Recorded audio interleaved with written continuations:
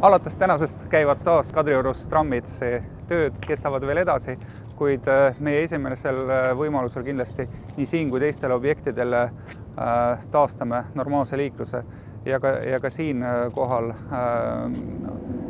tõsi küll mõninga viivitusega, kuid trammiliiklus on taas tagasi, mis tähendab ühtlasi ka seda, et need ajutised liinid, mis olid kas busside näol või siis mõningased liinid, mis näiteks ühendasid trammi tee näol Kadrioru ja Tondi, nüüdsest lõpetavad töö.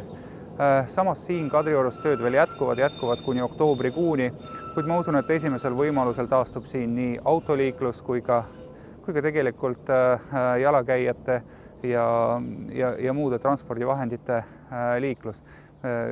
Kindlasti on meie eesmärk võimalikult kiiresti seda teha, kuid paratamatult teeobjektid on sellised, mis peavad olema tehtud just nimelt koha peal, mitte kusagil mujal.